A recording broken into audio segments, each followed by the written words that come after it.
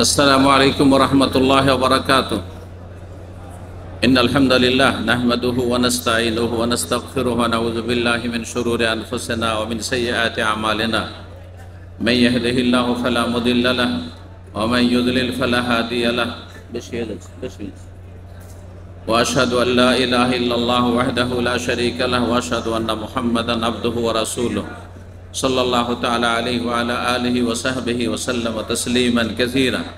أما بعد, সম্মানিত ভাতৃমণ্ডলী, আল্লাহ রাব্বুল আলামিনের প্রশংসা এবং প্রিয় নবী সাল্লাল্লাহু আলাইহি সাল্লামের উপর সালাত ও সালামের পর আজ মঙ্গলবার 4 রমজান 1446 হিজরি মোতাবেক 4 মার্চ 2025 আমাদের ইসলামিক কালচারাল সেন্টার দাম্মামের এই বিশাল ইফতার ক্যাম্প এবং ইফতার আয়োজনে ইফতারের পূর্ব মুহূর্তে আমরা কিছু দিনের কথা আলোচনা করব। আর বিশেষ করে রমজানের প্রথম দিকে রোজা রমজান আর রমজান মাসের সাথে সম্পর্কিত ইবাদত বন্দেগী নিয়ে আলোচনা করব।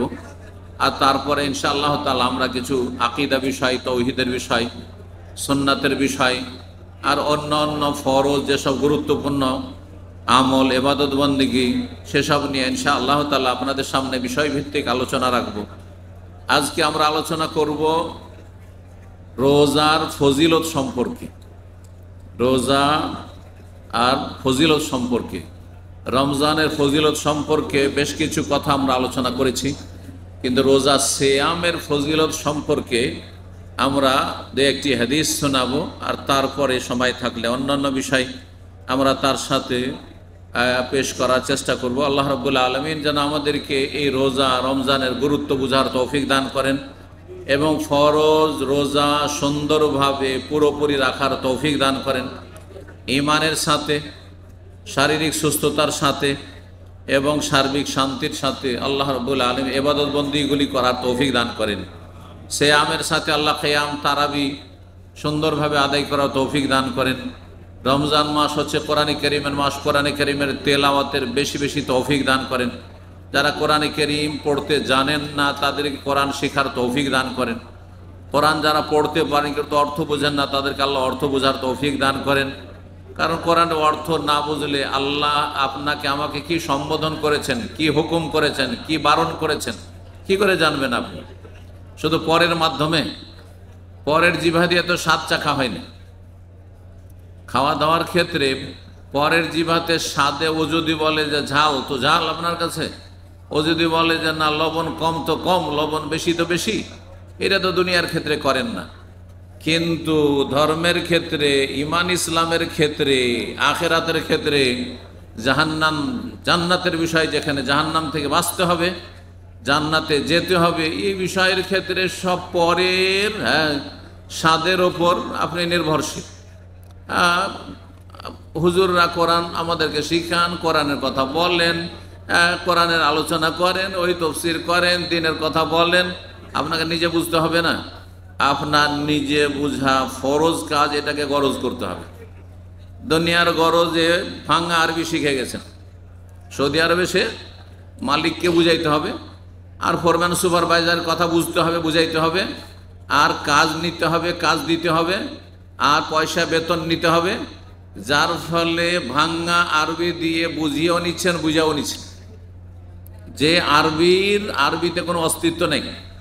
হ্যাঁ, গ্রামারের উর্দে কোনো গ্রামার লাগে না, কিচ্ছু লাগে না, শুধু শব্দ বাস, ফি মাফি করে নিজেও বুঝে যাচ্ছেন আর অন্যকে বুঝিয়ে দিচ্ছেন।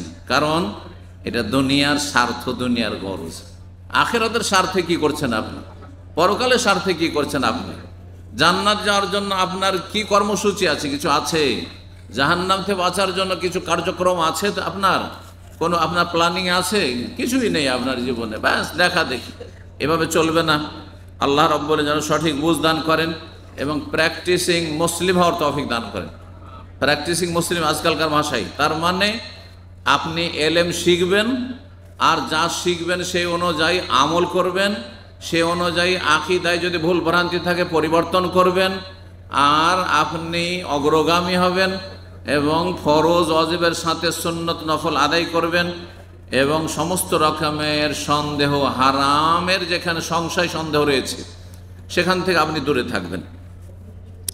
তো রমজান মাসের সিয়ামের ফজিলত সম্পর্কে, অন্য রোজা নফল সুন্নত রোজা, অন্য মাসের রোজা আর রমজানের রোজা, রমজানের রোজার ফজিলত অন্য রোজার চাইতে অনেক গুণে বেশি, অনেক গুণে বেশি। যেমন সুন্নত নামাজের চাইতে ফরজ নামাজের অনেক গুণে ফজিলত বেশি, এইরকমই ফরজ জাকাতের ফজিলত দান সাদকার চাইতে অনেক গুণে বেশি। যে কোনো ফরজ ইবাদত বন্দেগীর গুরুত্ব সবচাইতে বেশি, ফজিলতও বেশি। হাদিসে কুদসি আল্লাহ রাব্বুল আলামিনের বাণী রয়েছে হাদিসে, যা রাসূলুল্লাহ সাল্লাল্লাহু আলাইহি ওয়াসাল্লাম বর্ণনা করেছেন। তা দিয়ে শুরু করি। আবু হুরায়রা রাদিয়াল্লাহু তাআলা আনহু বলছেন, কালা রাসূলুল্লাহ সাল্লাল্লাহু আলাইহি ওয়াসাল্লাম, রাসূলুল্লাহ বলেন, কালা আল্লাহু আযজা ওয়া জাল, মহান আল্লাহ ইরশাদ করেন, কুল্লু আমালে ইবনে আদম লাহু, আদম সন্তানের সমস্ত আমল তার জন্য। তার জন্য মানে তাতে কিছু একটা অংশ আছে, হ্যাঁ, তাতে কিছুটা তার ভাগ আছে, তাতে দুনিয়াদারি এসে যাওয়ার সম্ভাবনা রয়েছে। লোক দেখানো, লোককে শোনানোর দিকগুলি সেখানে ফুটে উঠে, হতে পারে অধিকাংশ লোক তাতে আংশিকভাবে ও পুরোপুরিভাবে লিপ্ত হয়ে যায়, যার ফলে আমলকে নষ্ট করে ফেলে বা আমলের নেকিকে কমিয়ে ফেলে লোক দেখানো যখন কিছু নিয়ত হয়ে যায়। ইল্লা সিয়াম, তবে সিয়াম রোজা একেবারে ব্যতিক্রম। রোজা মানুষকে দেখানো যায় না। আল্লাহ বলছেন স্বয়ং যে সমস্ত আমলে বান্দার একটা অংশ আছে। নামাজ পড়েন, আপনাকে কেউ না কেউ দেখছে, অবশ্যই দেখবে। আপনার স্ত্রী, আপনার ছেলে মেয়ে, আপনার আত্মীয় স্বজন, আপনার বাড়ির লোকেরা, আপনার আশেপাশের লোকেরা, আপনার মহল্লার লোকেরা, যে মসজিদে আপনি নামাজ পড়েন সেই মসজিদের মুসল্লিরা, যে বিল্ডিংয়ে থাকেন সেই বিল্ডিংয়ের লোকেরা জানে যে আপনি নামাজি, নামাজে যান। তার নামাজ পড়লে দেখতে পাবে, দান সাদকা করলে দেখতে পাবে, জাকাত দিলেও মানুষ জানতে পারবে, হজ উমরা করলেও জানতে পারবে। কিন্তু রোজা জানাবার বিষয় নাই। এই জন্য রোজা একমাত্র তার দ্বারাই সম্ভব, আর সেই রাখে যেই ব্যক্তির অন্তরে আল্লাহর ভয় আছে, লাআল্লাকুম তাত্তাকুন, অন্তরে ভয় আছে। না হইলে দুনিয়াকে, হ্যাঁ, আমি বুঝিয়ে দিলাম যে আমি সারাদিন আপনাদের সামনে খাইনি, দাইনি, পানাহার করিনি, মানে আপনাদের মতো আমিও রোজা আছি। কিন্তু এইদিকে গোপনে, নির্জনে, ঘরের ভিতরে হোক আর বাথরুমে হোক আর পানিতে ডুব দিয়ে হোক না কেন, যে কোনো জায়গায় আপনি পানি খেয়ে নিন, দুনিয়ার কেউ জানতে পারবেন আল্লাহ ছাড়া। আল্লাহ ছাড়া কারো ক্ষমতা নেই রোজা সম্পর্কে জানার। আপনার রোজা আছেন না আছেন কারো ক্ষমতা নেই জানার। আমি রোজা আছি না আছি আল্লাহ ছাড়া কেউ জানেন না। আল্লাহ রাব্বুল আলামিন স্বয়ং এই কথা বলছেন হাদিসে কুদসি। সুতরাং যখন রোজা একমাত্র আল্লাহর জন্যই রাখা হয়, ফাইন্নাহু লি ওয়া আনা আজজি বিহি, সেটা আমার উদ্দেশ্যেই রাখা হয়, ইখলাসের সাথে, নিষ্ঠার সাথে। সুতরাং আমি স্বয়ং তার বদলা দেব, প্রতিদান দেব। আল্লাহ নিজ হাতে রোজার নেকি সওয়াব পুরস্কার দেবেন। এ হচ্ছে রাসূলুল্লাহ সাল্লাল্লাহু আলাইহি ওয়াসাল্লাম হাদিস, যা আল্লাহ রাব্বুল আলামিন থেকে তিনি বর্ণনা করেছেন, মহান আল্লাহর বাণী। অন্য আরেকটা অংশ রয়েছে যে প্রত্যেক আমলের নেকি ফেরেশতাকে লিখার জন্য বলা হয়েছে। এক নেকি কি হয়, এলা আশারাত আমসালিহা, 10 গুণ হয়ে যায়। কত হয়? একটা নেকি করলে 10 হয়। 1 টাকা সাদকা করলে, 1 টাকা জাকাত দিলে, একটা হজ করলে 10 গুণ হয়, একটা উমরা করলে 10 গুণ হয় কমপক্ষে।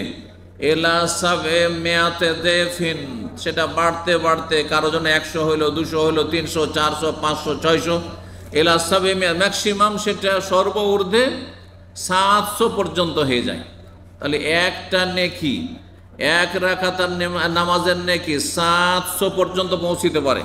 নবী সাল্লাল্লাহু আলাইহি ওয়াসাল্লাম এই হাদিস, এবং হাদিসে কুদসি আল্লাহ বলছেন, ইল্লা সিয়াম, তবে রোজা, ফাইন্নাহু লি ওয়া আনা আজজি বিহি, আল্লাহ বলছেন যে রোজা একমাত্র আমার সন্তুষ্টির জন্য, আমার ভয়ে, আমার কাছে কিছু পাওয়ার জন্য, মহাপুরস্কার নেওয়ার জন্য, জান্নাত যাওয়ার জন্য, জাহান্নাম থেকে বাঁচার জন্য রোজা রাখি। সুতরাং আমি তার বদলা দেব। এ হচ্ছে রাসূলুল্লাহ সাল্লাল্লাহু আলাইহি ওয়াসাল্লামের হাদিস। আল্লাহ বলছেন এই হাদিস কুদসিতে, ইয়াদা ও শাহওয়াতাহু ওয়া তুআমুহু মিন আজালি, একজন রোজাদার ব্যক্তি তার কাম বাসনা, তার যৌনাচার, স্ত্রীর সাথেই আছে, একই সাথে থাকছে, কিন্তু সেই ব্যক্তি সারাদিন যৌনাচার থেকে বিরত থাকছে, ওয়াতামাহু ওয়া শারাবাহু, পানাহার থেকে বিরত থাকছে। কার জন্য? মিন আজারি, আল্লাহ বলছেন শুধু আমার জন্য, কারোর জন্য নাই, আমার জন্য। না নির্জনে স্বামী স্ত্রী কি করছেন কে জানবে? ছেলে মেয়েও জানতে পারবে না, এমনি ঘরে আছে। কিন্তু আপনি যৌনাচার করছেন না, যা হারাম, যাতে রোজা ভঙ্গ হবে, কাবিরা গুনাহ করবেন, আপনি দুনিয়া আখেরা ধ্বংস করবেন। পানাহার করছেন না, এক ঢোক পানি পান করছেন না, ভিতর শুকিয়ে আসছে, তারপরও চাইছেন যে রোজাটা কমপ্লিট করে নি, আমি পারবো, আমি মরবো না। সুবহানাল্লাহ। এইভাবে অনেকেই কষ্ট করে রোজা রাখছে। যারা ভুক্তভোগী নয় আমরা বুঝতে পারবো না, কারণ ঠান্ডায় থাকছি, ঠান্ডা মৌসুমে থাকছি, ঠান্ডা জায়গায় থাকছি। কিন্তু যারা রোদরে সারাদিন কাজ করছে, মেহনতের কাজ করছে, তাদের অবস্থা দেখেন যে তারা অনেকেই এত তাদের ঈমান মজবুত যে ইচ্ছা করলে রোজা ছেড়ে দিতে পারে, আল্লাহ ছাড়া কেউ তাদের ধরতে পারবে না। তারপরও কষ্ট করে একেবারে কঠিন অবস্থা হয়ে যাচ্ছে, তারপর রোজা ছাড়ছে না। এরকম দু একজন ভাই আমার সামনে এসে বলছেন যে সাহেব, আজকে ভিতরটা এমনভাবে শুকিয়ে আসছে যে সবই মনে হচ্ছে শুকিয়ে গেছে, একেবারে শেষ অবস্থা, তারপরেও রোজা ছাড়ছেন না। কার জন্য? আল্লাহর জন্য। সুতরাং স্বয়ং আল্লাহ তার বদলা দেবেন। রাসূলুল্লাহ সাল্লাল্লাহু আলাইহি সাল্লাম আরো এই হাদিসটিতে বলছেন, ওয়াসিয়ামু জান্নাতুন, রোজা হচ্ছে ঢালের মতো, বর্মের মতো। ঢাল কি করে? যখন ঘোড়ার পিঠে যুদ্ধ ছিল, উটের পিঠে যুদ্ধ ছিল, তখন এক হাতে তরবারি আর এক হাতে ঢাল ধরে থাকতো, যে শত্রু যখন আঘাত করবে তখন ঢাল দিয়ে প্রতিহত করবো বা নিজেকে আত্মরক্ষা করব, আত্মরক্ষা করে নিজেকে রক্ষা করব। তো এই রোজা হচ্ছে ঢালের মতো। ঢাল দিয়ে যেমন যোদ্ধা, একজন মুজাহিদ আল্লাহ রাস্তার, নিজেকে দুশমন থেকে রক্ষা করে, নিজের প্রাণকে রক্ষা করে, নিজের ওপর আক্রমণকে প্রতিহত করে, আক্রমণ থেকে নিজেকে রক্ষা করে, ঠিক তেমনি রোজাদার রোজা রাখলে সেই ব্যক্তি শয়তানের সাথে লড়াই করে শয়তান থেকে প্রতিরক্ষার ব্যবস্থা করে, ডিফেন্সের ব্যবস্থা করে। শয়তান তাকে বিভ্রান্ত করতে পারবে না যদি সত্যিকার ইখলাসের সাথে রোজা রাখে। আর একটি অর্থ হচ্ছে যে রোজা ঢালের মতো। সুতরাং যেমন ঢাল যেমন যোদ্ধাকে রক্ষা করে, তেমনি রোজা মানুষকে গোনা থেকে বাঁচার জন্য প্রশিক্ষণ দিয়ে থাকে। সারাদিন ধরে আপনি এত সুন্দর সুন্দর খাবার, এত সুন্দর সুন্দর পানি এবং পানীয় জুস ইত্যাদি, চা কফি, কত রকমের আপনার অভাব নাই ঘরে, তারপরেও কিছুই খাচ্ছেন না, এক ফোঁটাও খাচ্ছেন না, একটা দানাও খাচ্ছেন না। আপনি কিসের জন্য? যে এটি হারাম গুনার কাজ। রোজার দিনে এই ভালো জিনিসগুলি যদি খাই, তাহলে যেগুলি সব সময় হারাম, সুদ খাওয়া শুধু রমজানে হারাম, না সারা বছর হারাম, সারা জীবন হারাম, তাই না?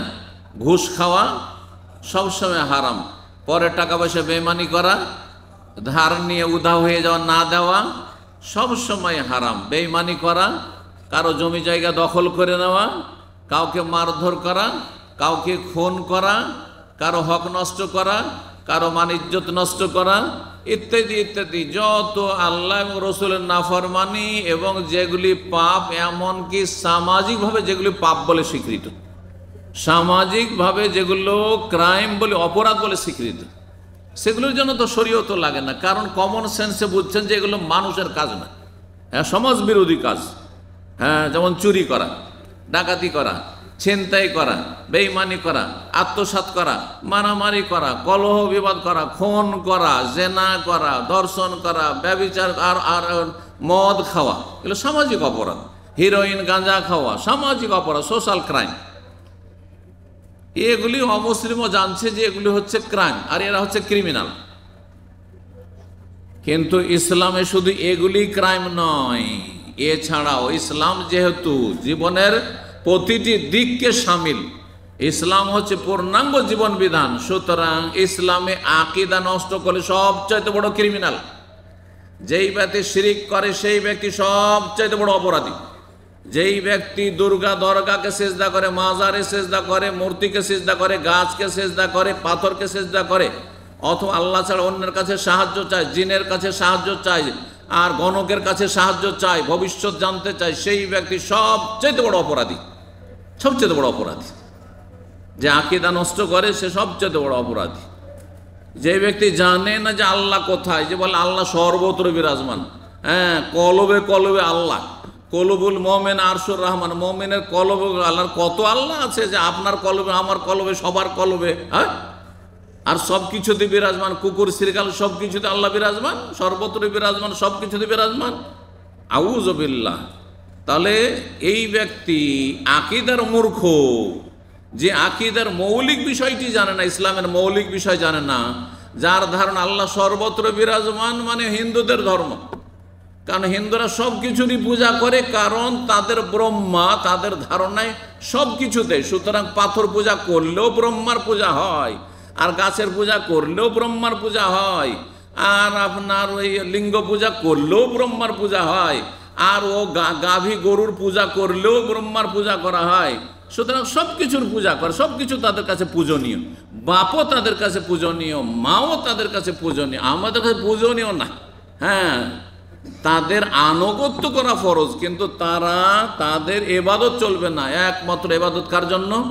আল্লাহর। যে এই কথা জানলো না, যে আল্লাহ কোথায় জানলো না, আল্লাহ রাব্বুল আলামিন সম্পর্কে সঠিক ধারণা রাখলো না, সে সবচেয়ে বড় অপরাধী। যে রসুল সম্পর্কে সহি কথা জানলো না, রসুল সম্পর্কে ভ্রান্ত কথা জানে, সে সবচেয়ে বড় অপরাধী। কিন্তু সেটি সামাজিক অপরাধ নয়, কারণ অমুসলিমদের কাছে তো ইসলামের কোনো জ্ঞান নেই, আল্লাহর বিধানের কোনো জ্ঞান নেই, আসমানি সিলেবাসের কোনো জ্ঞান নেই, যার ফলে সেগুলিকে সামাজিক অপরাধ বলেনি তারা। না হলে এগুলি সবচেয়ে বড় অপরাধ। যেই ব্যক্তি রসুলের হক নষ্ট করলো, সে আমার হক যে নষ্ট করে তার চেয়ে বড় অপরাধী। হ্যাঁ, সে তার চেয়ে বড় অপরাধী। কারণ রাসূলুল্লাহ সাল্লাল্লাহু আলাইহি ওয়াসাল্লাম বিশ্বের সমস্ত মানুষের জন্য হিতাকাঙ্ক্ষী। আপনার আমার বাবা মায়ের চাইতেও বেশি আমার জন্য, আপনার জন্য হিতাকাঙ্ক্ষী, রাহমাতুল লিল আলামিন। তিনি রহমত। আপনার বাবা মা, আমার বাবা মা রহমত, এ কথার সার্টিফিকেট আল্লাহ দেননি, কিন্তু রাসূলুল্লাহ বিশ্বজাহানের জন্য রহমত, এই সার্টিফিকেট আল্লাহ দিয়েছেন, ওমা আরসালনাকা ইল্লা রাহমাতাল লিল আলামিন। সুতরাং আল্লাহর পরে সবচেয়ে বড় হক কার? রাসূলুল্লাহ সাল্লাল্লাহু আলাইহি সাল্লামের হক। সুতরাং যারা রসুলের হক নষ্ট করলো তারা সবচেয়ে বড় অপরাধী। 2 নম্বরে আল্লাহর হক নষ্ট করার পরে বাপ মায়ের হক নষ্ট করলো, অপরাধী। আর তারপরে নামাজ পড়লো না, সে অপরাধী। জি, কাবিরা গুনাহ করলো, সে বড় অপরাধী।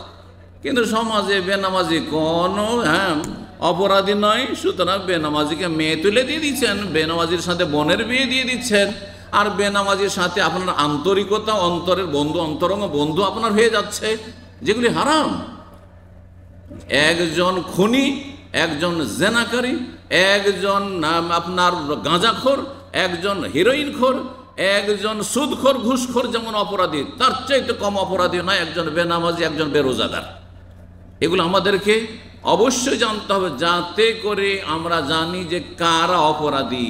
সীমিত 2-4টা কাজ করলে অপরাধী হয়ে যায়, আর বাকি হাজার হাজার গুনায় লিপ্ত রয়েছে, আর তাদেরকে আপনার ভালো মানুষ মনে করছেন, আর তারা মনে করছেন যে দেশের তারা কল্যাণ করবে, তারা নেতৃত্ব আসলে, তারা ক্ষমতা আসলে তারা আমাদের হিতাকাঙ্ক্ষী হবে, এরা আমাদের ভবিষ্যৎ না। কোনোদিন এরা ভবিষ্যৎ নাই। যারা আল্লাহর হক নষ্ট করেছে, রসুলের হক নষ্ট করেছে, যারা ইসলাম সম্পর্কে কোনো জ্ঞান রাখে না, যারা মনে করে ইসলাম মানে মৌলবাদ, আর ইসলামপন্থী মানে মৌলবাদী, ইসলাম চর্চা করলে মৌলবাদী হয়ে যায়, আর যদি ইসলামের দণ্ডবিধান সেগুলি তাদের কাছে মধ্যযুগীয় আপনার কি বলা হচ্ছে, শাস্তি বলা হয়, আর এরা আসলে ইসলামের কিছুই জানে না। এদেরকে নেতৃত্ব পাঠিয়ে, এদেরকে ওপরে পাঠিয়ে কি আশা করতে পারেন দেশের জন্য, জাতির জন্য, আর আপনার জন্য, আমার জন্য? কারোর জন্য কল্যাণ নেই এদের মধ্যে। আল্লাহ তাদের অনিষ্ট থেকে আল্লাহ মুসলিম সমাজকে রক্ষা করুন, মুসলিম দেশকে রক্ষা করুন, এবং ভালো মানুষদেরকে আল্লাহ রাব্বুল সবসময় যেন শক্তিশালী করেন, এবং ভালো মানুষ দিয়ে আল্লাহ যেন দিনের খেদমত নেন। অসৎ লোকদেরকে আল্লাহ সৎ জীবনযাপনের মন মানসিকতা দান করেন, হেদায়েত নসিব করেন, তাদের কল্যাণ দান করেন, তাদের অনিষ্ট থেকে আল্লাহ রক্ষা করেন। বলছিলাম রমজান মাস সম্পর্কে। রমজান মাসের রোজা হচ্ছে ঢাল স্বরূপ, মানুষকে গুনাহ থেকে বাঁচাবে। যখন রোজা রাখবেন তখন ট্রেনিং হয়ে যাবে যে সবগুলি গুনাহ থেকে কেমন করে বাঁচবো। রোজার দিনে যেমন সারাদিন কিছু খেলাম না, পান করলাম না, যৌনাচার করলাম না, আর অশ্লীল কথা বললাম না, নোংরা ছবি দেখলাম না, আরে রোজা খারাপ হয়ে যাবে সেই জন্য আমি নোংরা ছবি দেখি না, না হলে আপনার ফিল্ম দেখা হয়তো অভ্যাস আছে, এই এই এই আমি তোর সাথে ঝগড়া করবো না, ঝামেলা বাঁধাবো না, কারণ আমি রোজা আছি। এই ট্রেনিংটা সারা বছর রাখতে হবে। সমস্ত গুনাহ থেকে বাঁচার মতো আপনার মধ্যে ক্ষমতা, এনার্জি তৈরি করতে হবে, ইমানি এনার্জি। আল্লাহ যেন তৌফিক দান করেন। বলছেন রাসূলুল্লাহ সাল্লাল্লাহু আলাইহি ওয়াসাল্লাম, ফাইজা কানা ইয়াউমু সাওমি আহাদিকুম, সুতরাং তোমাদের রোজার দিন যখন হবে, এই যে রোজার দিনে আছেন, কি করতে হবে? ফালা ইয়ারফুস, যৌনাচার করিও না বা যৌন সম্পর্কীয় আলাপ আলোচনা করিও না। বেগানা মহিলার সাথে মোটেই না, একেবারে না। সুতরাং যারা কোনো বেগানা মহিলার সাথে আপনি বিবাহ বন্ধন ছাড়া তাদের সাথে আপনি প্রেম আলাপ করছেন, টেলিফোন করছেন, আমোদ ফুর্তি করছেন, টাইম পাস করছেন, এইসব করছেন, তারা নোংরা চরিত্রের মানুষ। তারা নিজের ভবিষ্যৎকে নষ্ট করছে, নিজের পরিবারের ভবিষ্যৎকে নষ্ট করছে, এবং নিজের আগামী প্রজন্ম যে ছেলে মেয়ে হবে আশা রাখে তাদের ভবিষ্যৎকে নষ্ট করছে। আল্লাহ তাদের সঠিক বুঝদান করুন। এবং রমজান মাসে স্ত্রীর সাথেও বেশি বাড়াবাড়ি করে যৌন সম্পর্কে আলোচনা করবেন না। কারণ এর আগে বলেছি রোজা ভঙ্গের কারণ একটি হচ্ছে ইচ্ছা করে বীর্যপাত করা, বেশি আমোদ ফুর্তি করতে গিয়ে, আর বেশি আপনার যৌন সম্পর্কীয় কথাবার্তা বলতে গিয়ে, হতে পারে টেলিফোনে কথা বলতে বলতে বীর্যপাত হয়ে গেল, হতে পারে মজির পরে মজি দিয়ে শুরু হলো আর তারপরে মনে বীর্যপাত হয়ে গেল, আপনার রোজাকে নষ্ট করে ফেললেন। সুতরাং নবী সাল্লাল্লাহু আলাইহি ওয়াসাল্লাম বলছেন যে যৌন সম্পর্কে কোনো আলাপ আলোচনা বেশি করবে না স্ত্রী হইলেও। ওয়ালা ইয়াসখাব, এবং হট্টগোল করবে না, হইচই করবেন না। রোজা অবস্থায় হইচই করে কথা বলা, চিৎকার করে কথা বলা, ওই যে হাট বাজারে যেমন কথা হয় ওই রকম কথা বলা না। আর কাউকে গালমন্দ করবে না। ফাইন সাব্বাহু আহাদুন আও কাতালাহু, আপনি কাউকে গালমন্দ করতে যাবেন না, কারো সাথে আপনি ঝগড়ায় জড়াতে যাবেন না, মারামারি করতে যাবেন না। কিন্তু কেউ যদি আপনাকে গাল দিয়ে দেয়, কেউ যদি আপনাকে মারতে আসে, মেরেও দেয়, তো কি করতে হবে? রাসূলুল্লাহ সাল্লাল্লাহু আলাইহি ওয়াসাল্লাম বলছেন ফালিয়াকুল, বলো ইন্নী ইমরিউন সায়েমুন, আমি রোজায় আছি, আমি রোজাদার মানুষ। ভাই, রোজাদার মানুষ বলে দিয়ে তাকে দুটো মেসেজ দিবেন। একটি হচ্ছে যে আমি কাপুরুষ না, যে তোমাকে পারবো না সেই জন্য বরদাস্ত করে নিলাম, চুপ থেকে গেলাম, বরং পারবো, কিন্তু আমি তোমাকে তোমার খারাপ আচরণের উচিত বদলা দিলাম না। কিসের জন্য? যেহেতু আমি রোজায় আছি। একটি মেসেজ যে আমি কাপুরুষ না, বীর পুরুষ, কিন্তু আল্লাহ সন্তুষ্টির জন্য তোমার সাথে আমি ঝামেলা বাঁধাতে, তুমি মারলে গাল দিলে আমি একটিও কথা বলবো না। 2 নম্বর মেসেজ হচ্ছে তাকে ইমানি আঘাত করা, ইমানি নক করা। সেটা হচ্ছে কিভাবে? যে ভাই আমি রোজায় আছি, তার মানে আপনি একটু সাবধান হন, আল্লাহকে ভয় করেন, আমি রোজায় আছি। রোজাদার মানুষের সাথে আপনি খারাপ আচরণ করিয়েন না। এই রোজাদার মানুষের সাথে আপনার এই খারাপ আচরণ করাটা এটা মানুষের চরিত্র না, এটা মানুষের চরিত্র নেই। অনেক অমুসলিম আছে যারা ভালো মানুষ, অমুসলিম সবাই যে বিদ্বেষী তা নাই। যারা বিদ্বেষী তাদেরকে আল্লাহ ধ্বংস করুন। কাফের যারা বিদ্বেষী, ইসলামের শত্রু, মুসলিমের শত্রু, আল্লাহ তাদেরকে ধ্বংস করুন, বলুন আমিন। জি।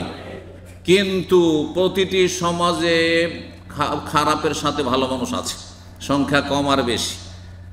তাদেরকে আমি দেখেছি, অমুসলিম রাস্তায় সফর করছে আর হঠাৎ করে হয়তো ধূমপান শুরু করতে গিয়েছে, আর দেখে বুঝতে পারছে যে তো মুসলিম আছে, সাথে সাথে এসে ক্ষমা চাইছে।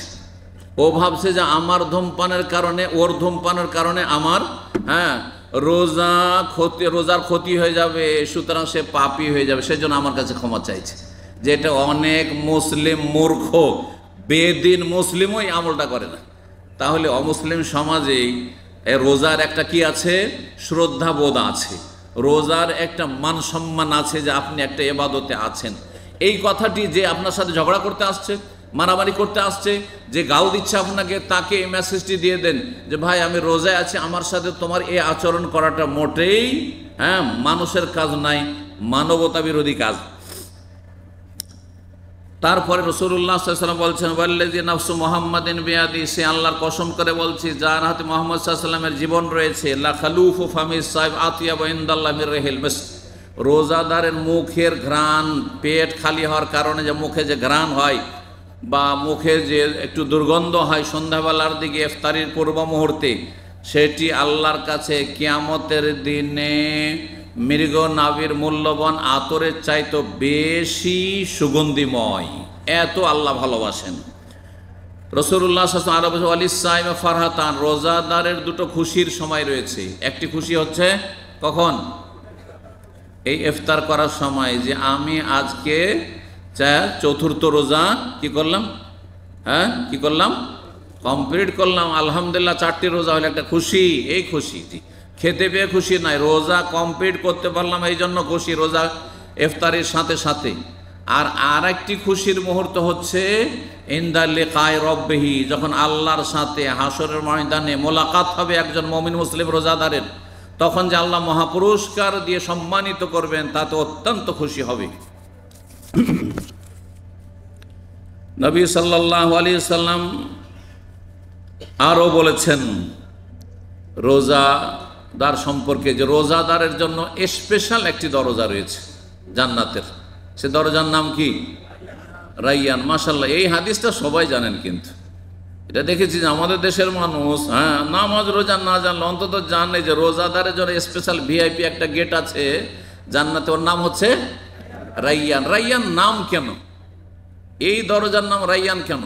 হাদিসে আছে যে যারা বেশি বেশি নামাজ পড়েছে, মানে ফরজের পরে বেশি বেশি নফল সুন্নত পড়েছে, তাদেরকে বাবুস সালাত দিয়ে ডাকা হবে।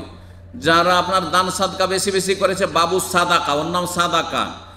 যারা জিহাদ করেছে তাদেরকে বাবুল জিহাদ দিয়ে ডাকা হবে। এইভাবে বিভিন্ন এক একটি দরজা, 8টি দরজার আলাদা আলাদা নাম। কিন্তু রোজা যে বেশি বেশি রেখেছে, ফরজ রোজার সাথে নফল রোজা যে বেশি বেশি রেখেছে আর ফরজে কোনোদিনই ঘাটতি করেনি, তাকে ডাকা হবে বাবুস সিয়াম। বলেননি, কি বলেছেন? বাবুর রাইয়ান। এই জন্য বলেছেন রাইয়ুন মানে হচ্ছে পানি পান করার পরে যেটা বলা হচ্ছে সিক্ত হওয়া। জি হ্যাঁ, সিক্ত হওয়া। শরীর শুকিয়ে এসেছে সারাদিন রোজা রেখে, আর তারপরে যে শরীরটা সিক্ত হচ্ছে, আর আপনি পানি খাওয়ার পরে যে একটু তৃপ্তি পাচ্ছেন, যে আমার শরীরটা এখন আরাম পেয়েছে, এখান থেকেই নামকরণ হয়েছে এই দরজার, জান্নাতের বাবুর রাইয়ান। স্পেশাল গেট দিয়ে আল্লাহ রাব্বুল আলামিন যারা রোজাদার তাদেরকে জান্নাতে নিয়ে যাওয়ার নির্দেশ দেবেন ফেরেশতা মালায়েকাকে। রোজা যারা রাখেন না তারা শুনে নেন ভালো করে। আরও দুঃখের বিষয় যে এক সময় দেখেছি, আল্লাহ না করে এই এখন ঠান্ডার মৌসুম আর ছোট দিন, মাত্র 13 ঘন্টা, এক সময় 17 ঘন্টা রোজা রেখেছিলাম। 17 ঘন্টায় দামামে রোজা রেখেছি। আর কি গরম এখানকার, আর কি হিউমিডিটি, আপনাদের তো জানা আছে যারা পুরাতন মানুষ, এখানে কি গরম আর কি একটা অশান্তি গরমে।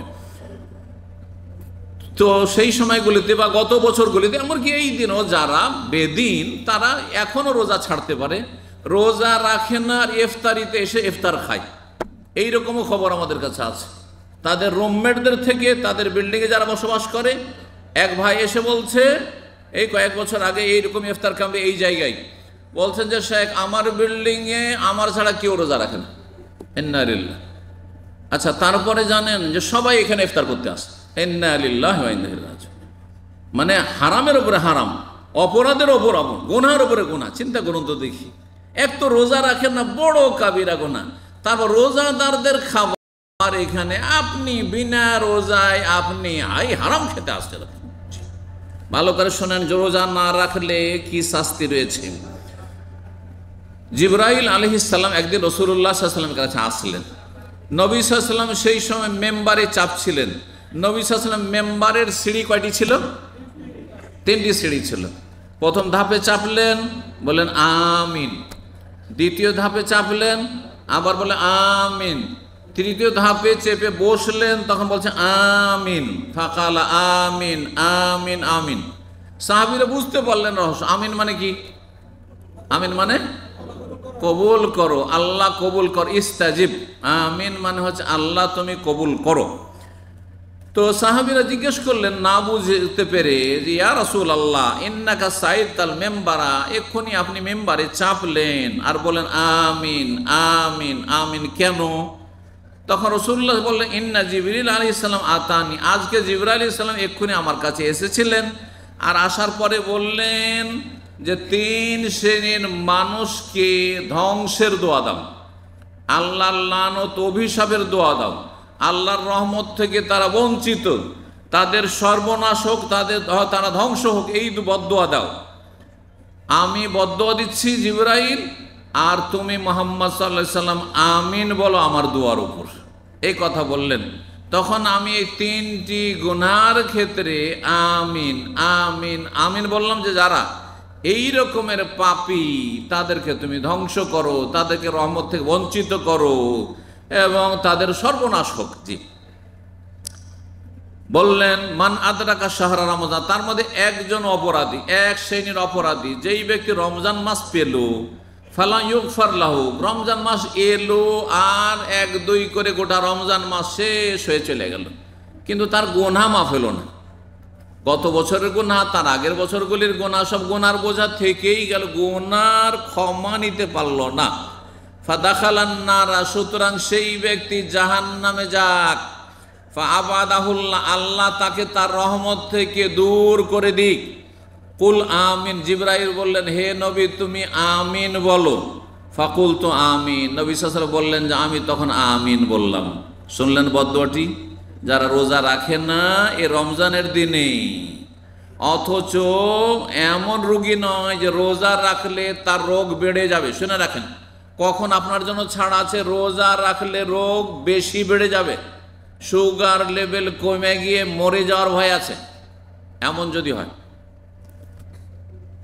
অথবা যে কোনো অন্য কোনো রোগ আছে যাতে মরে যাওয়ার ভয় আছে, প্রাণনাশের ভয়, অথবা রোগ বৃদ্ধি হওয়ার ভয় রয়েছে, তাহলে রোজা ছাড়তে পারবেন। অস্থায়ী রোগী ভালো হলে কাজা করতে হবে, আর স্থায়ী রোগী হলে তখন ফিদিয়া দিয়ে মুক্তি পাবেন আপনি। জি, ফিদিয়ার মাসাইল ইনশাআল্লাহ তাআলা আগামীতে আলোচনা করব।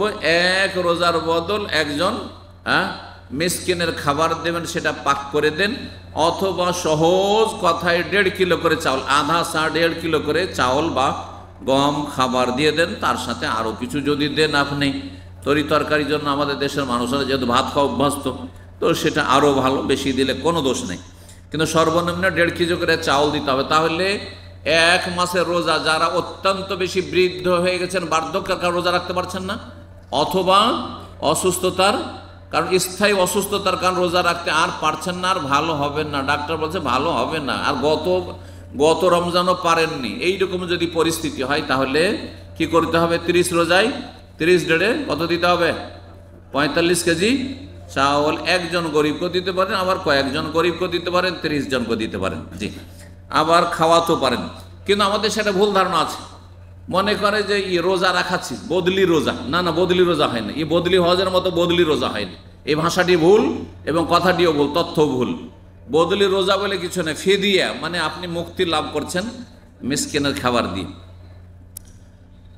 দ্বিতীয় ব্যক্তি যাকে বদদোয়া দিয়েছেন এমন ব্যক্তি মান আদরাকা ওয়ালিদাইহিল কিবারা আহাদাহুমা আও কিলাহুমা, যে ব্যক্তি বাবা মাকে বার্ধক্য অবস্থায় পেল, বুড়ো বাবা বুড়ো মাকে পেল, কিন্তু বাবা মাকে কষ্ট দিয়ে সে জাহান্নামে চলে গেল, জান্নাত লাভ করতে পারলো না, হতভাগা। আল্লাহ তাকে ভালো একটা চান্স দিয়েছে, সুযোগ দিয়েছিল যে বাপ মাকে বুড়ো অবস্থায় পেয়েছো, জান্নাত নিয়ে নাও, তাদের খেদমত করে, তাদের সেবা যত্ন করে, তাদের পরিচর্যা করে, তাদের খাবার দাবারের যত্ন নিয়ে, তাদের থাকার জায়গায় ভালো ব্যবস্থা দিয়ে, এক কথায় তাদের সেবা করে, তাদেরকে সন্তুষ্ট রেখে জান্নাত নিয়ে যাও, কিন্তু হতভাগা জাহান্নামী হয়েছে। সুতরাং আল্লাহ তাকে জাহান্নামে দেবেন এবং আল্লাহ তাকে রহমত থেকে দূর করুন। নবী সাল্লাল্লাহু আলাইহি ওয়াসাল্লামকে বললেন জিবরাইল যে আমিন বলুন, আমি বদদোয়া দিলাম।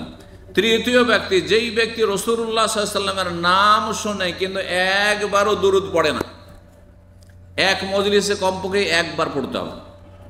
এক মজলিসে, এই যে আমরা আজকে মজলিসে ধরেন আধা ঘন্টা 40 মিনিট বসলাম, একবার নবীর নাম বহুবার শুনছেন ধরেন, একবার পড়ে নিলে ফরজ ওয়াজিব আদায় হয়ে যাবে, গুনাহগার হবেন না।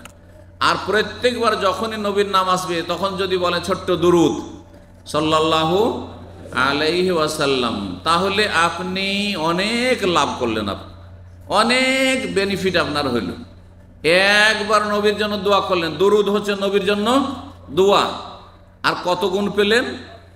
10 বার আল্লাহর রহমত নাজিল হবে, 10 গুণ আল্লাহর পক্ষ থেকে আপনি বেশি পাবেন।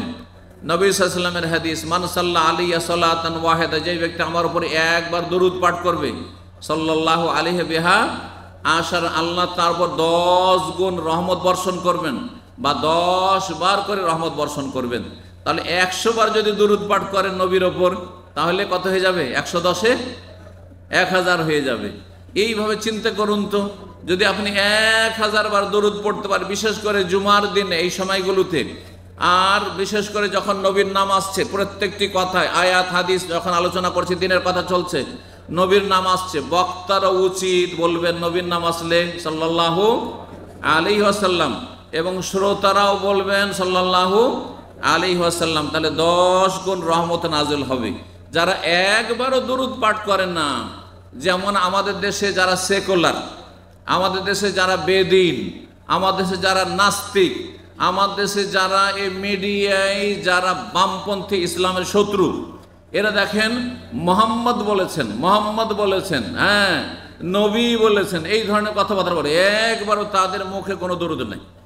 তারপরে আমাদের দেশের বেদাতি বক্তাদের লক্ষণ, বেদাতি বক্তারা ওই রকমই, এরা নবীর নাম আসে, কিন্তু নবীজি বলেছেন, হুজুরে পাক বলেছেন, হ্যাঁ, কিন্তু সাল্লাল্লাহু আলাইহি ওয়াসাল্লাম বলেন না। এরা হতভাগা বক্তা। আল্লাহ রাব্বুল আলামিন তাদেরকে সংশোধনের তৌফিক দান করেন, এবং আপনাদেরকে বেশি বেশি নবী সাল্লাল্লাহু আলাইহি ওয়াসাল্লামের হক আদায় করা তৌফিক দান করেন। নবী সাল্লাল্লাহু আলাইহি ওয়াসাল্লামের একটি গুরুত্বপূর্ণ হক হচ্ছে দরুদ পেশ করা, আল্লাহ যেন তৌফিক দান করেন। আর না হইলে যদি নবীর হক নষ্ট করা হয়, তাহলে কঠিন শাস্তির সম্মুখীন হইতে হবে। এখানে আজকের আলোচনা শেষ করছি। এই হাদিসটি যে 3 বার করে আমিন বলার হাদিসটি ইবনে খুজাইমাতে রয়েছে, ইবনে হিব্বানে রয়েছে, এবং সহিহ তারগিব আল্লামা আলবানী রাহমাতুল্লাহ হাদিসটিকে সহিহ বলেছেন। এখানে আজকের আলোচনা শেষ করি। ওয়া জাযাকুমুল্লাহু খাইরান। এখন শেষ মুহূর্তে আপনারা বেশি বেশি দোয়া করেন। এই সময়টি দোয়া কবুলের সময়। দিন দুনিয়ার সার্বিক কল্যাণ আপনি আল্লাহর কাছে চাইতে পারেন। বাপ মায়ের জন্য দোয়া করেন, স্ত্রী ছেলে মেয়ের জন্য দোয়া করেন, আত্মীয় স্বজনদের জন্য দোয়া করেন, আপনার নিজের দুনিয়া আখিরাতের জন্য দোয়া করেন, আপনার নিজের হেদায়েতের জন্য দোয়া করেন। আল্লাহ হেদায়েত করেছেন, হেদায়েতের পর যেন আজীবন টিকিয়ে রাখেন, জান্নাতের পথে রাখেন, আল্লাহ যেন তৌফিক দান করেন। ওয়া জাযাকুমুল্লাহু খাইরান। ওয়া সাল্লাল্লাহু আলা নবিয়িনা মুহাম্মদ ওয়া আলা আলিহি ওয়া সাহবিহি আজমাইন।